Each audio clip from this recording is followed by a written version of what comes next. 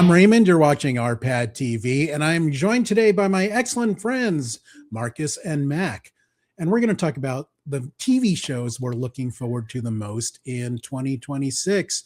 As always, let's check with the boys first. Mac, Happy New Year. It's the first time I'm seeing you on video.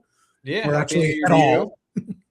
Yeah, but you did indeed, you did send me what I would say is the coolest surprise gift of the holiday. I am happy. Because something just randomly showed up in the mail one day, and I think it was after we'd already opened gifts. So then it was like, oh, I get one more gift and you guys don't. So, and then I opened it up, and it's a copy of the Supergirl graphic novel. Right. And I'm like, okay. And it didn't click on me. I'm like, oh man, Rand, I talked about this like a month or so ago.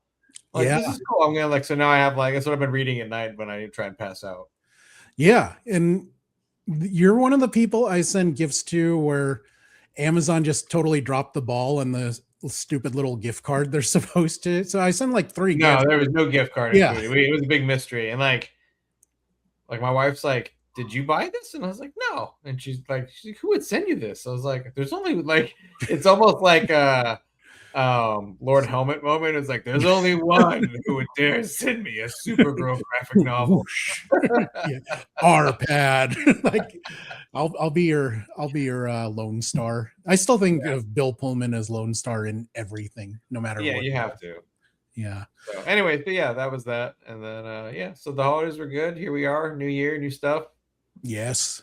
And Marcus, how are you this fine week? Well, it's been a long time since I've seen you, Ray. Yes. Last Saturday, I feel like we're going steady now.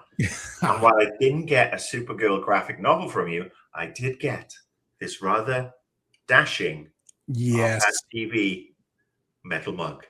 Hey, speaking of which, you can get these RPad TV shirts and tumblers on Amazon.com. You can do that after you've done liking and subscribing and all that good stuff. But television in 2026, there is a ton of awesome content for nerds, whether you like comic book stuff, sci-fi, or fantasy. It's almost overwhelming trying to pick what we're looking forward to the most, but we are going to give it a shot.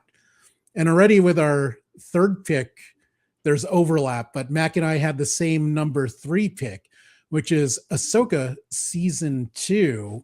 If you've been watching me for a long time, you know that I'm a big Dave Filoni nerd. I love Clone Wars and Rebels and Ahsoka. So obviously I've been looking forward to this a lot, but I want to hear from you, Mac. Why are you looking forward to Ahsoka season 2? I feel like over the past, let's just say 5 years, we've had a lot of different Star Wars opportunities that have fallen short of expectations, right? And so, but the first season of Ahsoka wasn't one of those. So it's one of those that really resonated with me. It was a great show. I remember looking forward to seeing the next episode every time. You had to wait. It was one of those things that made you excited just to wait it out and see what's next. So, I'm again, I want to see where they take the story this time and see what happens.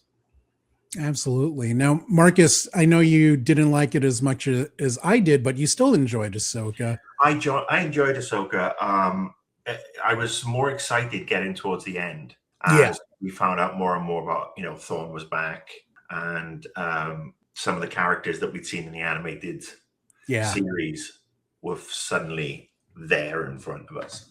And that was really cool.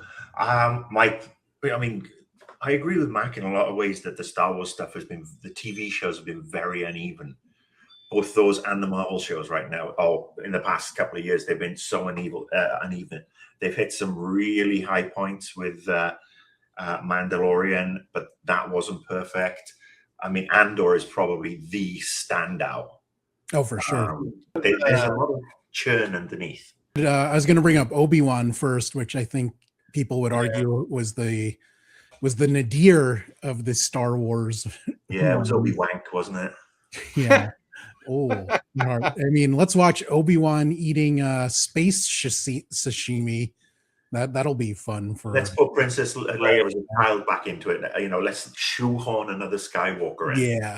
Yeah. I think what you were referring to, Mac, was the Acolyte, which some Yes. people really loved and some people really hated. That was probably the most divisive. I was in the camp. I love that. I would have watched another season of the Acolyte to see what they do. Same.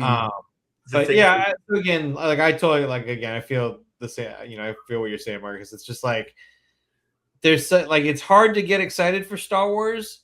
But when I saw your guys' list coming together over email the past couple of days, and at some point you put Ahsoka in there, and I kind of blanked out on it for a second. I was like, oh yeah, like I'm excited again for Star Wars this year. Like, and so that's a good feeling that I can't ignore. I think with the Acolyte, it did have far and away the best Jedi battle I've ever seen. Oh yeah, choreo was fantastic. Yeah, I mean that should be the gold standard. I mean, you know, we had the Phantom Menace and we had some of the prequel stuff, and then we had Ray Park has done great, but it's a new era. Yeah, but I really thought that's what I want to see. I want to see limbs chopped off. I want to see double lightsabers going through the chest. I want to see decapitations. I want to see a grown up saber battle. I want to see consequences, and that one delivered. Evil force power is being used evilly. Yeah, I mean, it can't all be, you know, just playing Star Wars Dark Forces or Star Wars The Jedi Knight. I mean, we need to see this stuff. You want to see the skin ripping scene from Deadpool and Wolverine. Absolutely. And I can think of a few characters I'd like to see ripped. But I mean, that's for another time. So touching on something that Marcus said, seeing the animated characters on screen, that to me was my favorite part of Ahsoka. Yeah. Seeing Sabine and Ezra reunited, it was such a nerd out moment for me. It totally was. Yeah, it should be interesting. There are obviously some changes. Ray Stevenson sadly passed away, but his character is coming back, played by Rory, what's his face, who played the Hound in Game of Thrones. Oh yeah, so that's right. I forgot about him. Also a wonderful actor. And they were actually friends. Him and Ray Stevenson were tight, so it's almost kind of like he's carrying on his friend's role for him. There's a similarity between them. There is a similarity that, you know, the fact that they're tall, massive men. Yeah. So Andor changed a lot of things for many Star Wars fans, brought some Star Wars fans in. For a long time fan like me, it kind of diminished other Star Wars shows and showed me how good a Star Wars series could be. So part of that, it made me see more flaws in Ahsoka watching it back.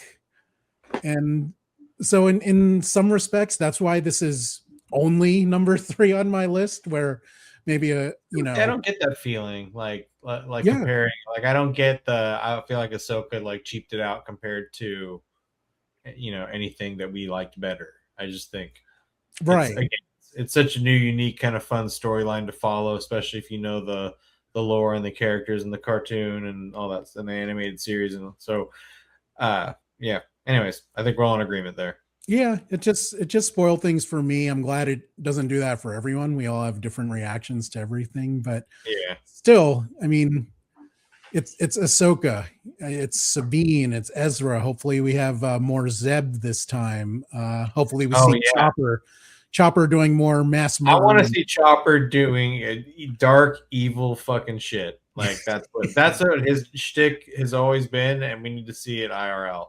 Yes, he is the best murder droid for me. Marcus, I know you're partial to another murder droid in the Star Wars universe who is also excellent. Who's your favorite murder droid, Marcus? You don't know Meatbag? Yeah, Meatbag, Knights of the Old Republic, and KOTOR 1 and 2. One of the best parts of the game, those games for me, and those were fantastic games.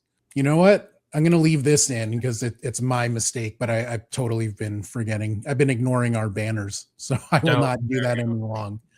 Let that play out. But yeah, Marcus, I want to go to your number 3 show, which stems from one of my favorite animated movies. What do you have, sir? Indeed. But from Into the Spider-Verse, we have Spider-Noir. I want to watch that show, drink egg creams, and just let the wind blow. I'm really excited for this. I mean, Nick Cage was so good in that one. The fact that it's black and white, the fact that it's kind of got this corny 1930s, 40s, whatever it is, detective, hard-boiled kind of thing. I think it's going to be incredibly entertaining. I think Sony are doing it for Amazon. So I think there's going to be a lot of really good continuity. So it'll be on Amazon Prime? Yes, on Amazon Prime.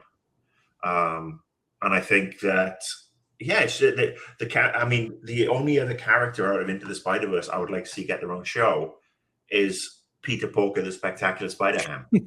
Because I still love that when they sneak him into the comics. But I think Spider-Noir is just going to be fun. It's going to be something different. And it's going to fill that Miles Morales-shaped hole in my entertainment. I don't feel he turns up next year. I don't feel like Nick Cage will under-deliver on the expectation. He can't. He's not not capable of it, right? Yeah. Like I just feel like whatever he brings to the table, it's 3,000%, no matter what. I think it's perfect. He has the voice and the theatricality of it all. In fact, he's got more ham about him than Peter Porker. I just think it's going to be really interesting. We know he's back for the third movie because we see him right at the end. And the third movie is until next year, I believe, which is going to be très exciting. But yeah, that's my pick for number 3. And I think it's going to be awesome. So I have 2 questions for you, Marcus. First one, perhaps the more important one, is, have you had many egg creams in your life? No. Okay, because that's something I grew up on. I used to have this Jewish couple babysitting me as a kid, and we'd always go to the soda shop. They still had soda shops in Brooklyn back then. I have no idea what you're talking about. Oh, a chocolate egg cream. So take a little bit of milk. Okay, now I know what you're talking about. A little bit of milk, a little bit of chocolate syrup, and then seltzer water. And it's, we'd call them, we'd call them ice cream sodas in the UK. But it depends on the quality of the soda water going into it. Because I had a really bad one once, and it almost just made me vomit. And I was a wee kid. But so it turns out I have had them. I loved them as a kid until a certain age. So maybe I'll find one. There's actually a shop here in Pasadena that's an old school soda place. So we'll see. The more pertinent question to the series is that Spider-Noir was awesome in the doses he was in and Into the Spider-Verse. Do you have any concerns that he can carry his own series? Which is going to be too much? I'm not convinced either way yet. So I think the main reason that the series can be carried by Spider-Noir comes down to 2 words: Nick Cage. At the end of the day, we're talking about somebody who picked his stage name based on Power Man. He was a Coppola. He could have been Nicky Coppola for his entire life and just cashed in on that. No, he went with Power Man, Luke Cage. That is a sign that he knows his stuff. And I think there's going to be, there is a danger, yes, that it's going to be a one-trick pony. But my faith, especially after some of the other animated Spider series that have come along recently, is that they will hold to this standard. And I'm kind of relieved it's not Marvel and Disney Plus. I think because Secret Invasion. It gives me hope. And it's one of the characters we know very little about.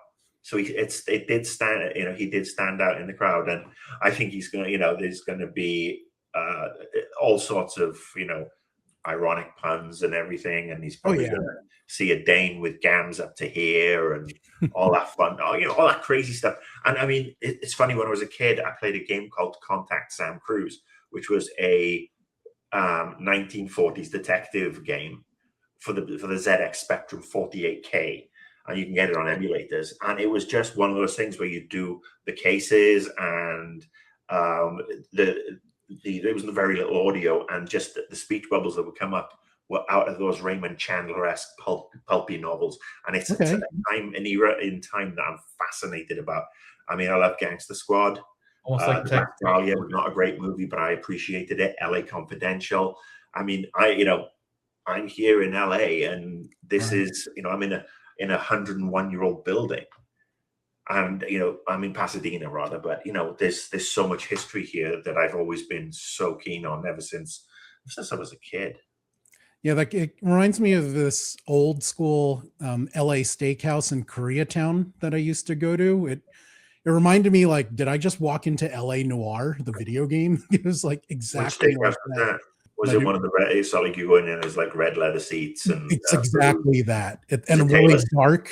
Yeah, I Is it? think it is Taylor's. So there's a Taylor's just up the road from me in La Cañada Frintra, just the original Taylor's. So you go up there and sit in one of the booths, have a mountain of steak and all the sides. I mean, Yeah. so like sauteed mushrooms at top. Baked potatoes are great, twice baked with the sour cream and butter and chives and everything. And Marcus, next time you're in town, we are going. So for my number 2 pick, I am going with Lanterns, which will be on HBO Max. I don't know what the hell they're calling it now. But as a teen, Green Lantern was one of my favorite comic books. Hal Jordan was one of my favorite comic book characters.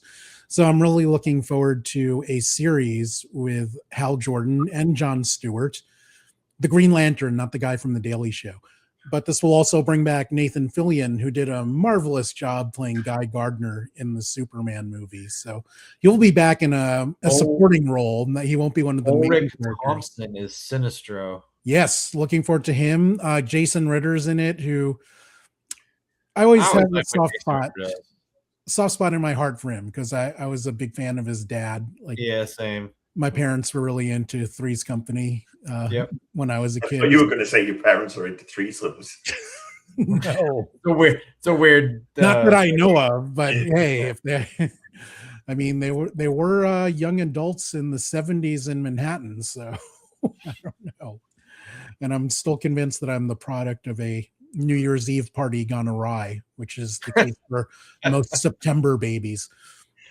But yeah, Green Lantern, this will be an interesting take. It's going to be more grounded, even though these guys are intergalactic space cops. From what I understand, it's going to be kind of like a murder mystery. And when does that come out, right? That is pretty soon, I believe. No date on IMDb yet, but I thought it was Q1 for some reason, but don't quote me on that. But yeah, I'm looking forward to the cast. I like what James Gunn is doing with the DC EU, or no, his is the DCU so far.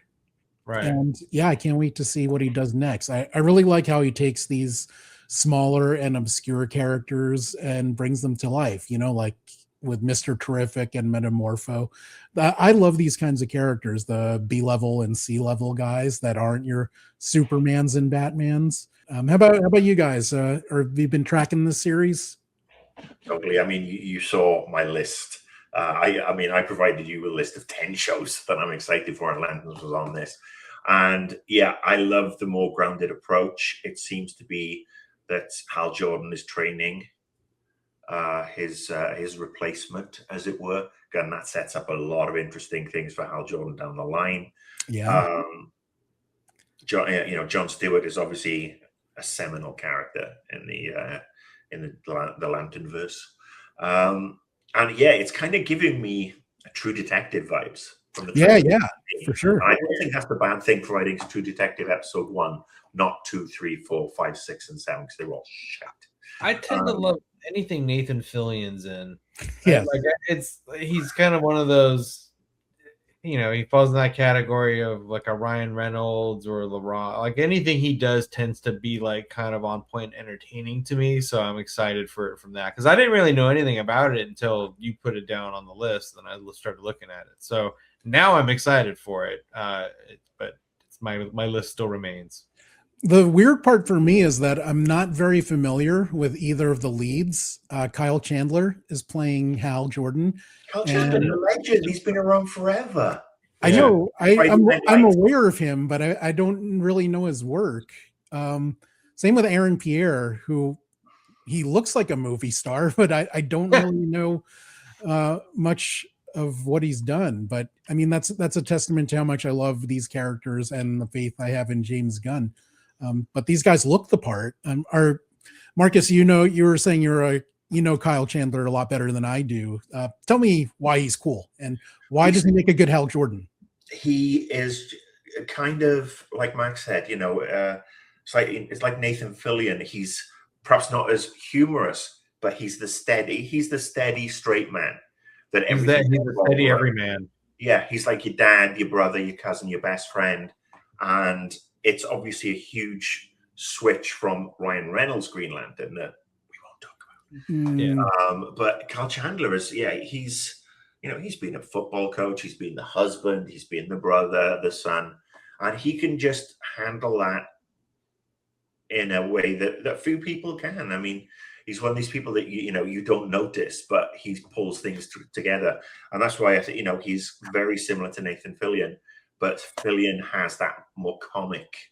Fillion seems like he's been more of a main character more frequently than he's been a main character. So like him being more of a main character for a first time is what's a little bit shocking to everybody, because he's always played that like really good, consistent supporting character role in any cast. This just seems like it's a little bit more standout for him. Well, hopefully this is his time to shine. Speaking of actors we've been watching forever, Marcus, your number 2 pick has a actor that I feel like I've been watching for most of my life at this point. Noah Wiley in the Pitt. Yes. So obviously I'm kind of stepping away from the comic books and the fantasy and everything. Watched the Pitt last year, and I basically I hadn't watched it, and then I just binged it. I literally spent all day with my ex-wife, and we were on the couch, and we just binge watched the whole thing, and it was so good. The fact that they every season is just one day gives you a level of continuity. Now I know episode 1 has just dropped. I'm waiting till episode 2 drops, and I'm going to watch the first 2 back to back, so no spoilers. But Noah Wiley's superb in it. I mean, he's obviously got his ER background in medical acting. Yes. So I wonder if he gets a certificate for that. The supporting cast is really strong. It reminds me of a show we had in the UK called Casualty. Now, Casualty is like, the ER, or is now called A&E, accident. Yeah, but ER at least made you feel like somebody might survive. Well, Casualties, you know where this show's headed. You've got all these you've got all these twisting stories. It's just one of those ones that's a little off beam in the sort of like the way we're heading with it with this particular show and the picks. It does, it shows I'm a grown up and I can have the grown up taste. But yeah, I really do. Just there is something about it. Noah Wiley is absolutely magnetic. It's fantastic. I binge watched it similarly to you. I binge watched it on the flight home from Gamescom last year, and I loved it. And I don't want to watch the second season. And I think I feel like the reason is because I'm almost 50 now, and I feel like I don't want to be reminded of what the hospital's like. I don't want to be there. I don't want to see what might happen. I don't need it. So I wanted to ask you guys this, like Noah Wiley, to me, for some reason, I've always felt that he should have had a bigger career. Is that just me? Had that other sci-fi show, which sucks. So you're not helping. But I mean, if you take the other Doctor in ER, I always thought he was as good as Clooney. On HBO though. Hold on. Like I really thought he played a great Steve Jobs in the Pirates of Silicon Valley. Certainly better than Ashton Kutcher did. And in some respects, I like his Steve Jobs. Falling Skies. Right. And that had seasons. It had a variety of seasons behind it too. So he was in that for a while.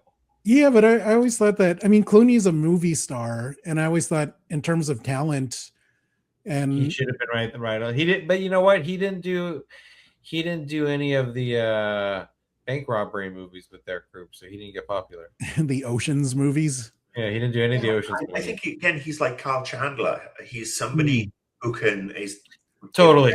Yeah, very talented, can hold a show together, but his movie stuff gets a little, He's not quite as A tier popular as some of the others.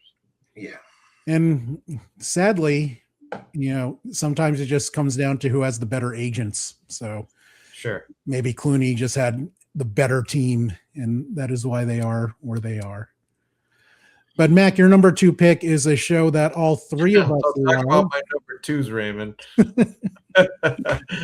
The Boys. Yeah, I think I don't need to explain much here. I think everybody knows, if you've been following The Boys, like this is it, right? This is the end. The fifth They got a lot of cool stories to wrap up, like within the show.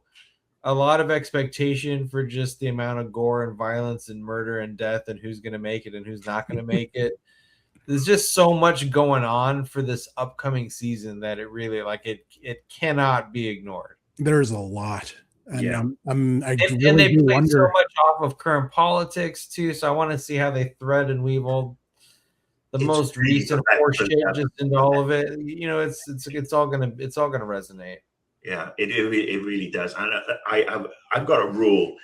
When I watched the first episode of season 1 and how it started with hands across America.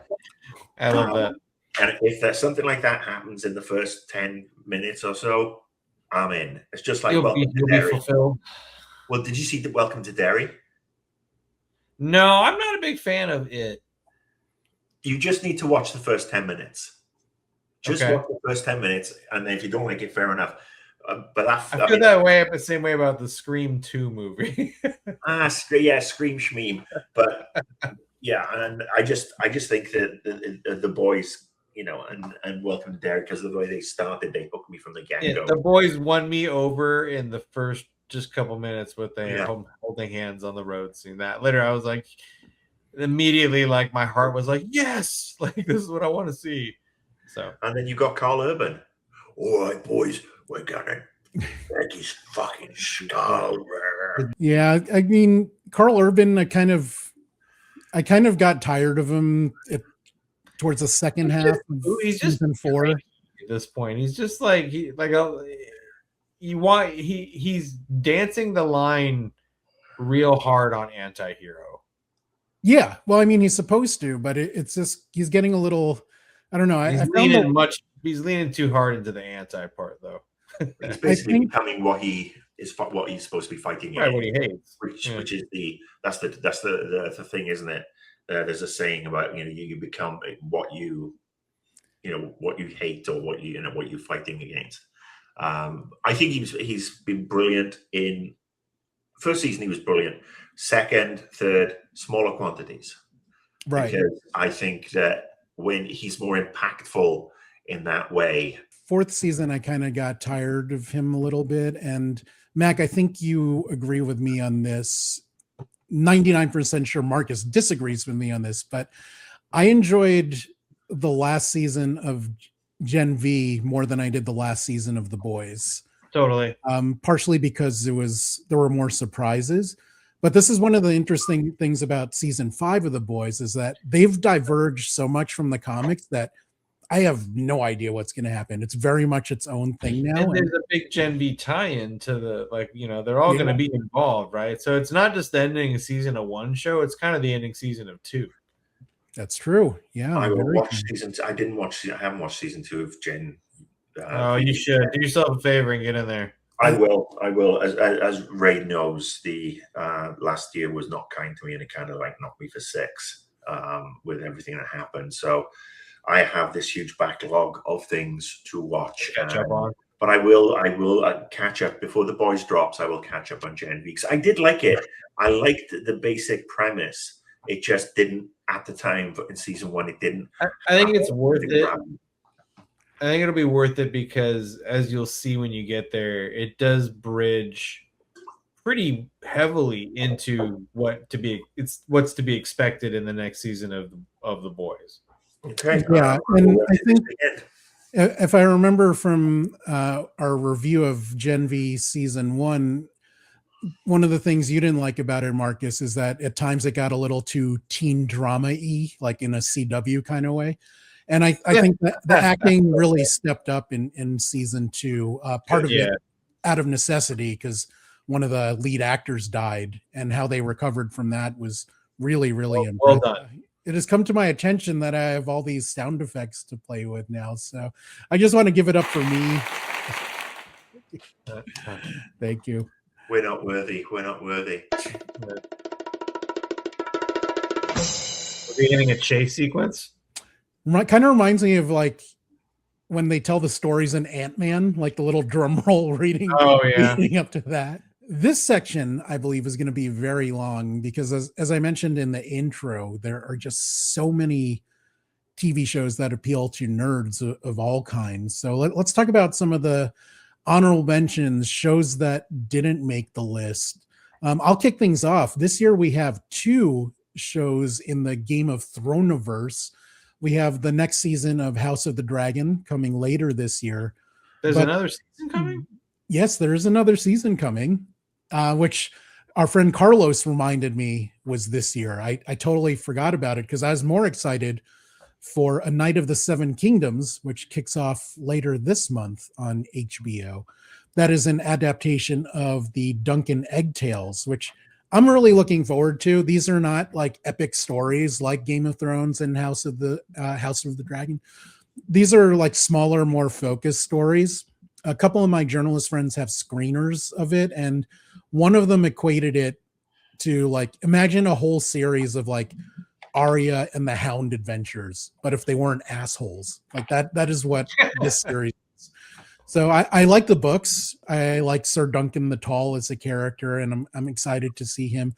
I want to see a Game of Thrones story and just focus more on character instead of, dragons and incest and all the other things people, you don't need these epic battles with thousands of people. Sometimes it's I think I was telling you the other day, Raymond, that ironically, because we tried to be good parents, so my older daughter just turned 18 recently, and so one of her first things that she wanted to do is go start watching Game of Thrones, because we wouldn't let them watch it for a long time. And then so now I've been rewatching it kind of in parallel with her to just get caught up and revisit it.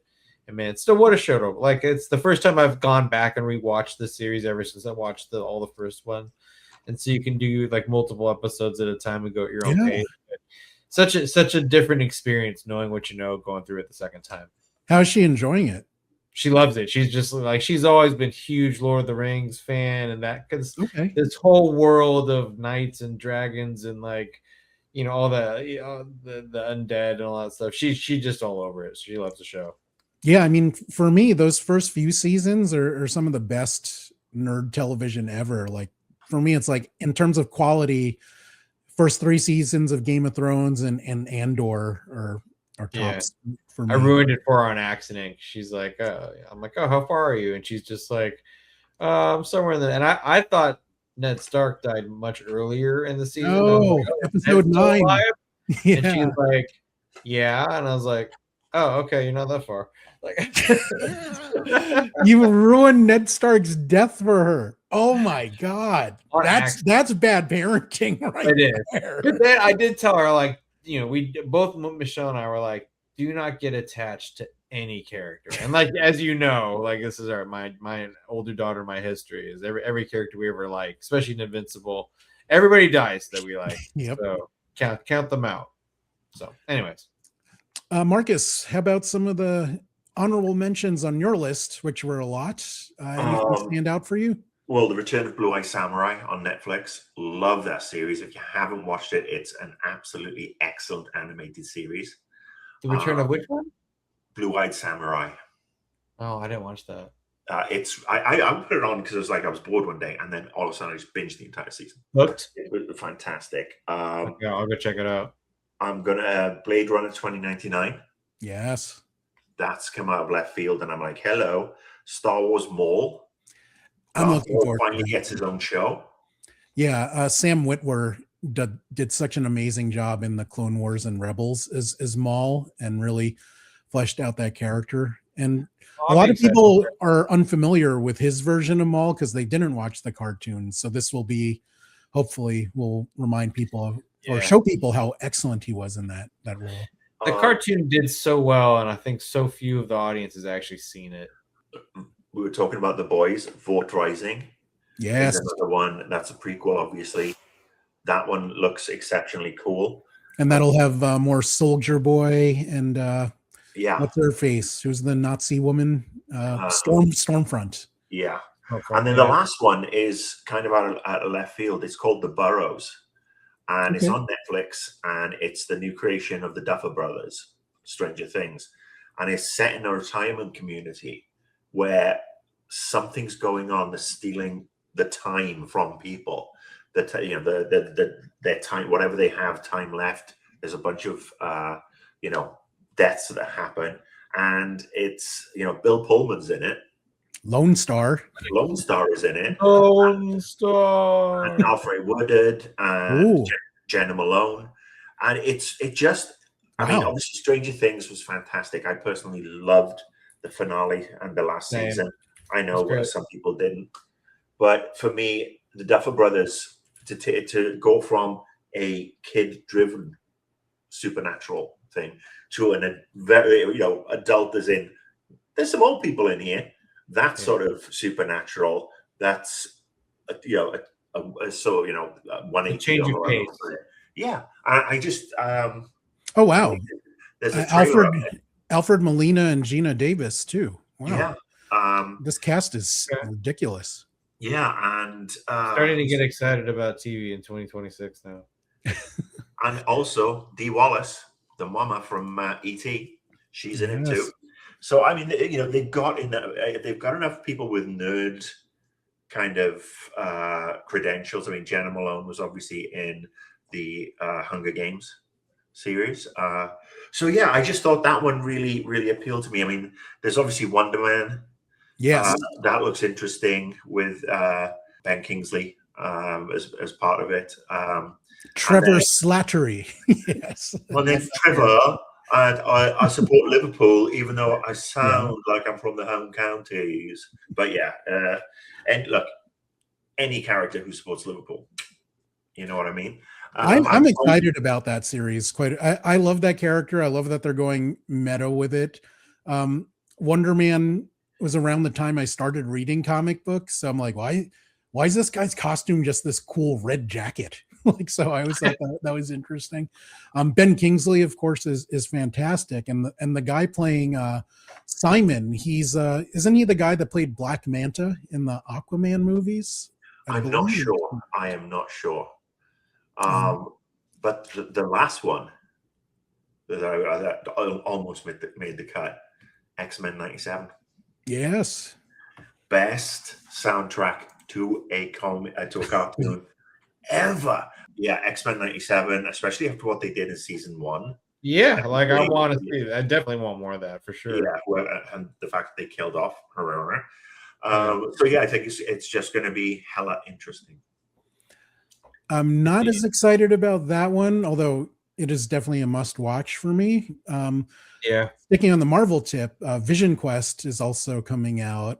I'm excited for that as well, just so I can make a bunch of white Vision jokes to my white friends like you guys. I'm like, oh yeah, it has to be white Vision. like Brown Vision couldn't get his own TV show. So, but it's going to get weird. I kind of want to see if it helps lead up to the Young Avengers with young Billy and young Tommy.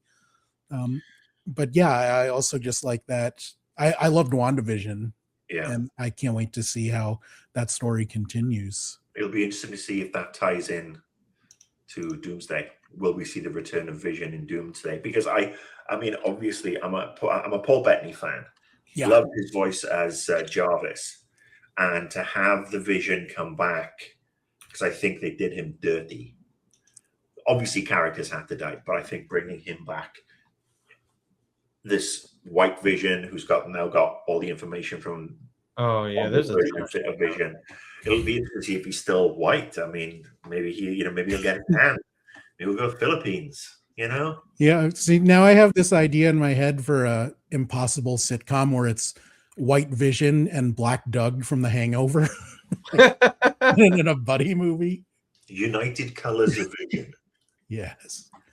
Yeah, there's a ton. Like, honestly, I'm just flipping through this like list of upcoming 26 shows. I probably should have looked at this, to be honest. But like, Well, I know a show that there's a lot. I still stand by my selections because that's what stood out in my heart. But either way, one show that I know you will enjoy, probably. No, you will definitely enjoy this show, Mac. Monarch: Legacy of the Monsters, season 2. I like the Monarch stuff from before. Yeah, so you guys got me hooked on that stuff. I need to go get my subscription back to Apple TV. yes, like I'm looking forward to this one. I'm a big Godzilla nerd. Two of the actors in Monarch were in Rental Family, which was my favorite movie of last year. So I'm happy to see more of them. And I have to support everything Wyatt Russell does simply because his dad has entertained me for so many years. So. Because he looks like a mini version. His dad's in it. Yes. I mean, Wyatt Russell, that chin. My God. You don't get that. That's America's chin. But yeah, off. My back is killing me. Sorry. If you don't believe in genetics, just look at Kurt and Wyatt, and you will be proven otherwise. One of my other ones that I really liked is Shrinking. Yes, yeah. That'll be. And like, as much as I'll be the first person that, like, man, I'll tell you, like, I feel like Harrison Ford was at the point where he should just stop acting and just be rich. Right? Like, just go live rich man life. But like, the role that they give him in this show is that of angry old man. So who better to play that than Harrison Ford, right? But he looks like he's having fun doing it. And they do, and like it's enjoyable in a weird way. And again, like what's his name? Jason Segel's just entertaining and hilarious as expected, as always. The relationship with him and the neighbors and the other shrinks in the building, like, it's just a really well done, well thought out show that I didn't think I would even get into. My wife started watching it. She's like, "You'll like it," and I've been a fan of everything Jason Segel's done. So like, I started with that, and he gets you hooked right away. So I have some interesting tangents for that. First of all, I don't think I'll be able to watch season 3 because this show was filmed in Altadena.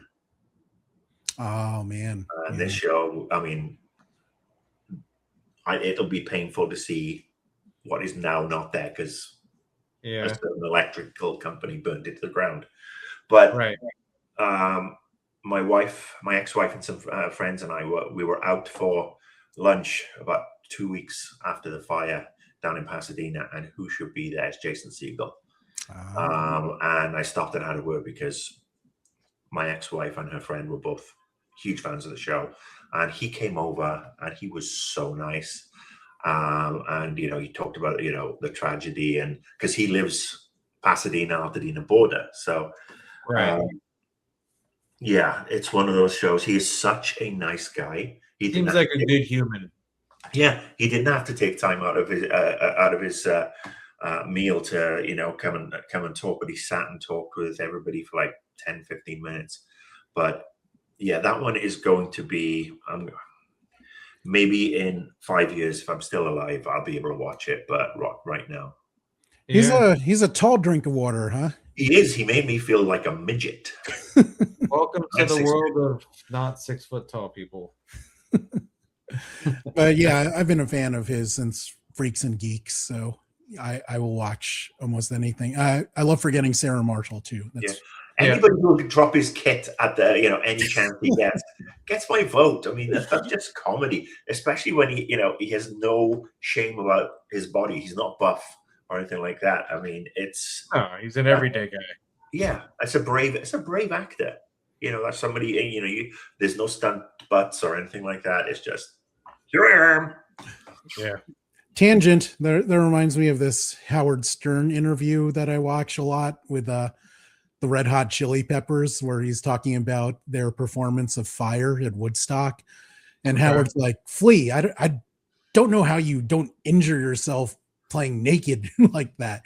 Like, he's like, "If I had your penis, Flea, I'd be naked all the time. I wouldn't wear clothes ever." It's like, it's just magnificent. But cracked up the rest of the man too. Nudity yeah, is always good, like good for a laugh. shrinking is actually a good, not shrinking penises, but shrinking the show is a great segue for my number one pick of 2026, which is Ted Lasso season 4. I am a little bit nervous, but Same. mostly excited about it. I loved how they wrapped up season 3. You know, they planned it for 3 seasons, but the money and interest was just too much that everyone was lured back for season 4, which I will trust them To do the right thing. Yeah, like I have faith in Sudeikis. They haven't announced a date yet, but from what I understand, they're going to try to plan it around the World Cup this year, which takes place in America, hopefully. So, yeah. Look, it'll still take place. It's just nobody's going to be there. I mean, and I'm actually quite in excited. whatever facility they're holding the teams in. Yeah, I'm actually looking forward to it from the perspective of Wales might actually qualify, and if they qualify, they'll be playing in LA, and I will be at every match. I'll get, I'll buy 10 tickets for like $20. Right, with my friends, right? Yeah, but I mean, Ted Lasso is, depending on what month you ask me, it's my favorite show of all time. Always in my top 3. But especially for the time it came during COVID, it could not have been more perfect. It was uplifting. Yeah. Absolutely, it was the perfect show at the perfect time, and maybe we need Ted for this kind of environment we're in. Maybe that will be the uplifting feeling we all deserve and should have. I certainly need it. There are times that are like, thank God I'm old and I don't have to live with this shit for much longer. But then I see my niece and nephew. I'm like, oh, you guys are screwed. But yeah, Ted Lasso, I love the show so much. So I cannot wait for season 4. And that was in one of my honorable mention lists. Yes. So, like, as soon as I get my subscription back to Apple TV, like, I got to be sure to see that too. Because we all, like, I've watched the first, 4, however many seasons, 3 seasons. I already watched those multiple times. Once on our own, then once with the kids, and now we're all eagerly anticipating the next. So yeah, there's some really friendly that we can all plan to sit on the couch and watch. There's some sneaky good shows on Apple TV. Like I was late to the party on Pluribus, but I haven't watched that yet. That's another one on my list. Absolutely worth watching. It's so good. So Mac, when I was planning this episode, I had a feeling that one of your favorite shows would either be The Boys or this show, which is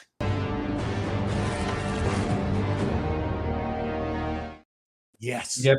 Gimme. That's all I want. Like, honestly, like, I look at each year, like, again, like, I get genuinely excited for what shows, what movies are coming out. Like, it becomes reasons for me to continue existing, right? Like, so I won't feel whole unless I see what happens with all of Invincible. So, like, it's like, when there's the next trilogy entry movie coming, right? Like, you're just like, oh, I need to see all of this. It was like Lord of the Rings. I need to see all of them, or I wouldn't have felt like my life was complete. So this is another one. Like, I'm right there mentally. Like, this will complete me. Yeah, I've been so happy with this series as a fan of the comics, but also the actors. Everything about it. Like Stephen Yeun is just fantastic. We have and my older daughter and younger daughter now all watch it. Right. And so it's something my wife doesn't. She thinks it's wait. I'm like, wait, so you wouldn't let them watch Game of Thrones, but you let them watch Invincible? 100%. Okay. Game of Thrones has got like, and again, I don't care, but just as a dad of girls, like, there's got an abundance of just like too much sexy time. Okay. Not a very good depiction of women or how they're treated, like, that's fair. Sexually. So, like, we kind of just waited on that one, and even we're not letting the 16-year-old watch it until she's 18 either. So it's just it's one of those things. Like, when you're adult, you can watch the adult sexy time show with all the nudity. That's fair. But this does get, even though it's animated, it does get. Oh, dude, they've all seen Deadpool. They've seen everything else. Like, blood, violence, gore doesn't bug us one bit. It's just more, like, I said, it was like the sexy time and the poor depiction of women. And a lot of wieners.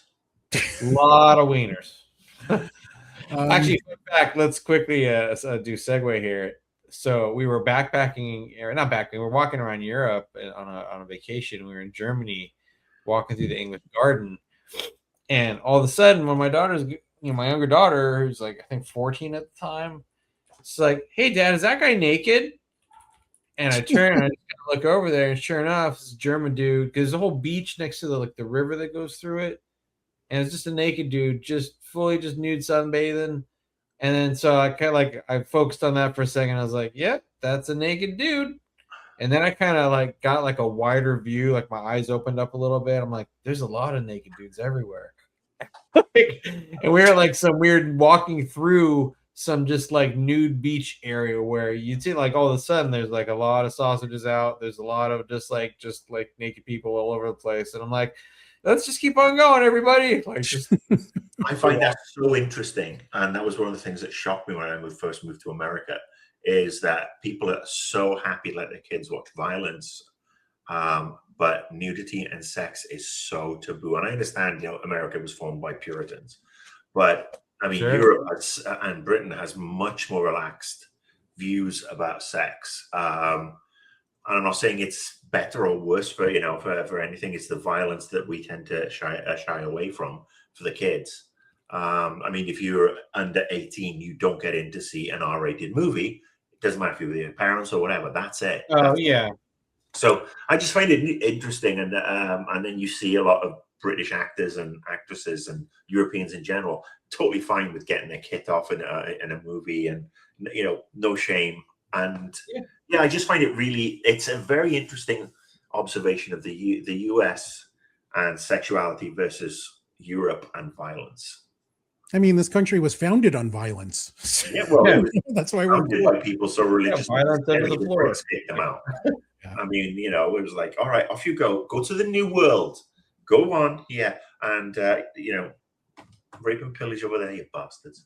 But anywho, I'm with Mac. I mean, Invincible. You turned me on to Invincible, Ray, back in the day, and I gotta say, I do have to catch up on season 3. But it's one of those chef's kiss ones. The talent that there is just above and beyond. Yeah, and it is a grown-up animated series about. I never wanted to like Sandra Oh as an actress. Love her. I met her once in an elevator. But she's great. It's just a weird, man, she's just fantastic. She is. Well, I met her in an elevator at 47. Which is a PR company we've all. Yeah, I know 47. And her dentist was in the same building, and this was just after she'd gotten hosed at the Oscars. And I just said that I really loved Sideways, and I thought she was awesome in it, because I'd never seen her in ER or anything, because I haven't watched those ones. But she was a genuinely lovely person. Took a couple of minutes, but there's some lovely people out there. And Sandra, I have a few of those. I love Sideways too. By the way, that is. Also top 10 for me. No fucking Merlot.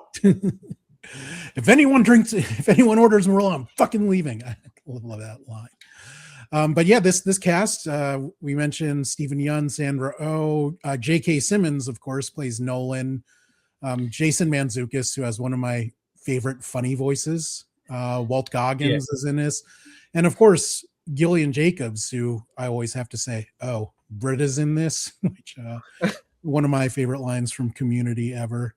Seth Rogen. Oh, right. Alan the Alien. But I mean, he produces it, so I always think of it as his. That's what I really like. That's my biggest, I really want to see what happens with Alan the Alien.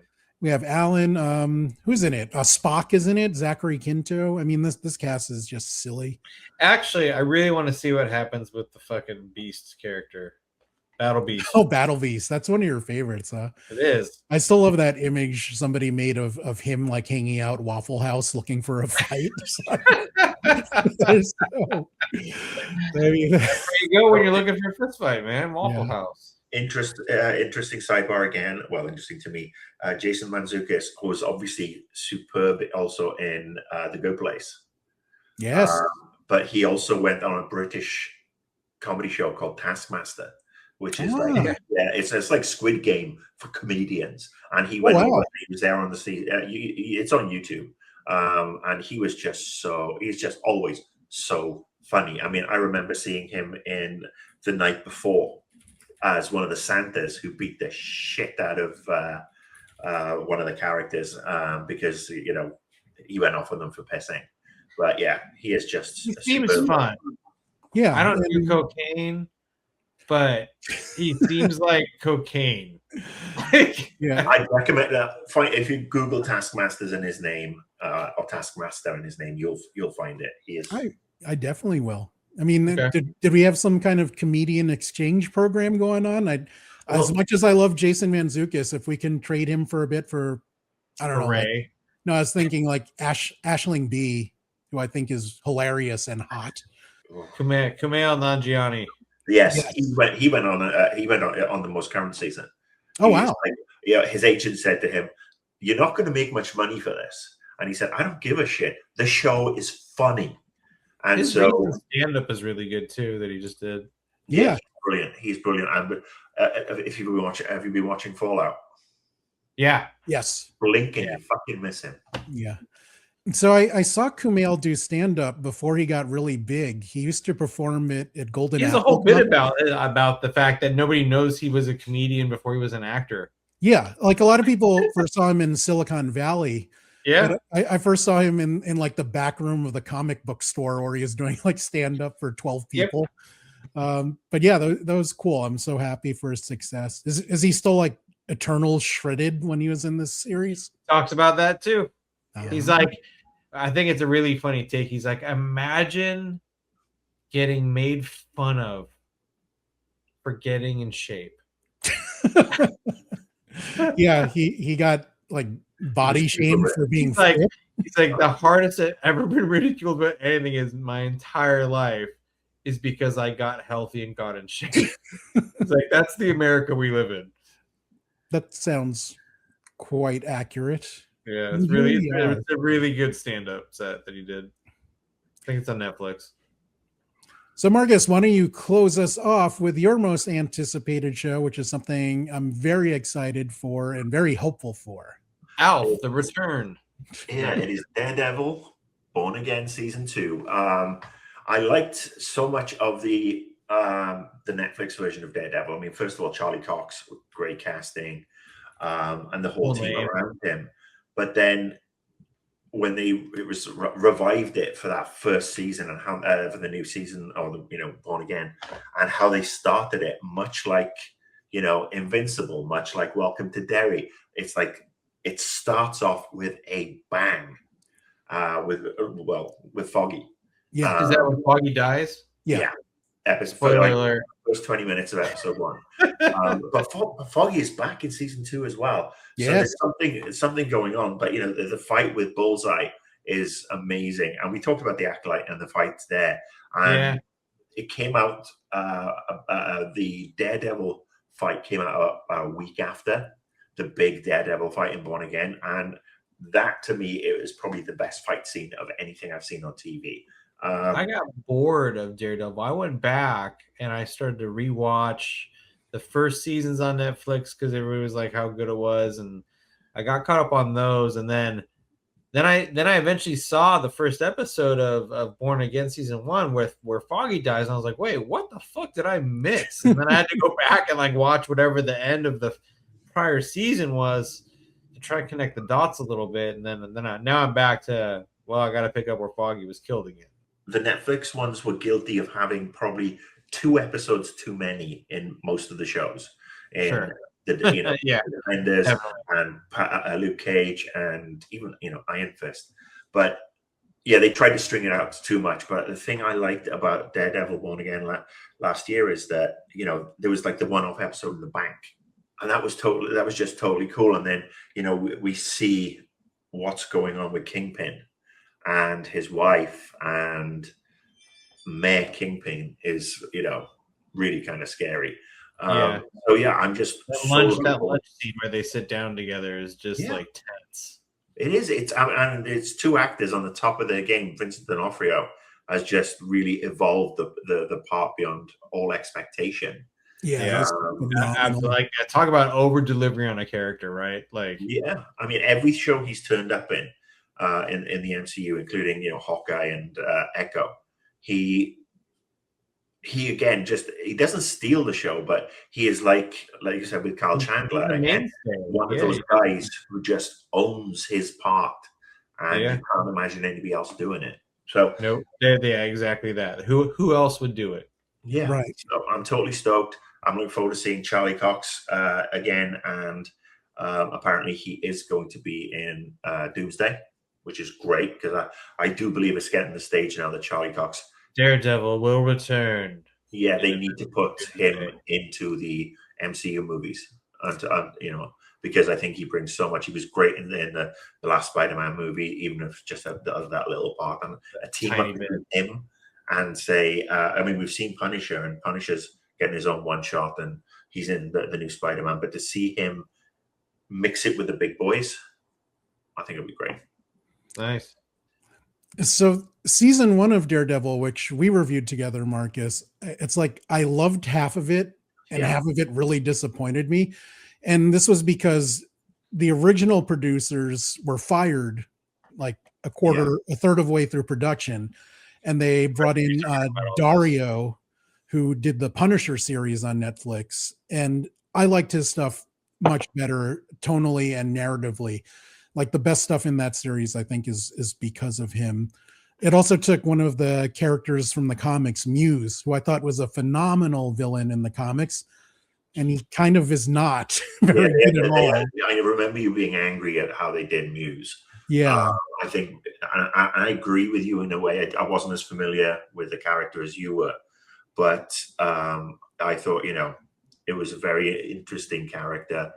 It was an interesting take on a character, but it needed more. It needed, it just, he could have been a big bad. Yeah, absolutely. But they just never got into how deranged and how fucked up he was, but I'm excited that Dario is having a full season all of his own. And I think the series will be all the better for it. So I'm excited about that, very much so. Mac, do you think you got bored with Daredevil? Do you think he will find redemption, which is a big This is why I love doing the podcast, because like I feel like now I have so much more to look forward to. I love doing this because I get like different perspectives on things that I didn't know about, or I'll find out a show that I didn't even know about before, and I can walk away and have something else to go do besides read my Supergirl comic book, which is awesome. I'm with you, and Ray putting me on. We did the movie one last week, and now the TV one, and I basically did some research, and I found all these shows that are coming out throughout the year that will be really. I'm gonna print this up and like highlight off all the ones that I want to get to, and then just put it on the wall here. Yeah. I mean, I totally forgot that I introduced you guys to Invincible, and that just makes me endlessly happy because I love how much you guys love that show. That makes me happy. Yeah. That's the show that I had no idea of how much real estate it already owned in my heart. Oh, no, who we forgot, who's coming back in Daredevil Born Again Season 2. Jessica Jones is making her return. I'm super excited for that. Love that character. Love the way Kristen Ritter portrayed that character. We might actually see Luke Cage as well towards the end. Yes. Yeah. There's rumors of all sorts of extra crossover. And indeed, Iron Fist. I mean, I feel sorry for Finn Jones. He got the worst show of of the lot. And that it was funny that I don't think he's necessarily bad. I think the story was bad. I think the story was muddled. And what made me laugh the most, though, was the backlash that he should be an Asian guy. Yeah, it's a fucking fish out of water little kid who's come back. I mean, he's basically Batman-esque, but with a hand. And I thought he acted one of the Defenders was a better thing for him. Absolutely. Series. And he had great chemistry with Mike Coulter as Luke Cage. I want to see more of them.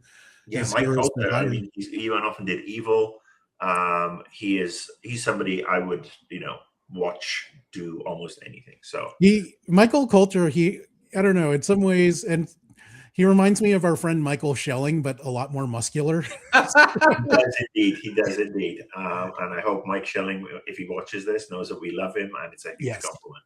That is a huge compliment. Like, there's something about Michael's presence that just makes me. He's very calming. Like his sound of his voice just makes me. Because you feel like you're on like a smooth radio show. Yeah, I should call him and just be like, Michael, the world's not going to blow up this year, is it? And Michael Schelling will make it. Yeah, I want him to be like my my in-car voice navigation. He called me last year when I was sort of at my lowest point with a back surgery and couldn't move and everything, and he's just a genuinely lovely guy. Absolutely, he's one of the good ones. He's one of the guys that I came up with when we were all younger, fitter, drunker. Those were the days. That's a podcast for another day, unless we want to get sued into the middle of next year. But yeah, I would love to see it. Apparently, Finn Jones is coming back. Yeah, and so it would make sense for Mike Colt to come back too. And I think he will. They showed at the end of Daredevil season 1, Born Again season 1, they showed a sign in Times Square of the club that he owns in Harlem. So hopefully that is a teaser. They left us really hanging with him. That the end of his run was a season 2 or 3 or whatever it was. Yeah, but it just, I wanted more. I mean, I don't want him, to be left hanging as a club owner. I want to see him kick the shit out of somebody in Secret Wars. There's all these characters where the actors are actually brilliant, but they were let down by the writing, and they all deserve their turn in a new, with a new showrunner and everything. Ooh, how about in Secret Wars? What if there's like a fatal 3-way between Hulk, the Thing, and Power Man? That'd be a hell of a fight. I'd watch the hell. Oh, that fight! I thought you said something else. Yeah. Well, apparently we're getting Hulk and Spider-Man, but it's not Hulk. It's Grey Hulk. Oh. Yeah. So we've had red, we've had green, and now it's Grey Hulk. So that's going to be interesting. So that's going to be a wrap on our most anticipated TV shows of 2026. Please leave a comment with the TV shows you're looking forward to. And I hope you can join us on the 27th on Tuesday, 6 p.m. will be our first live stream of the year where we're just going to talk shit.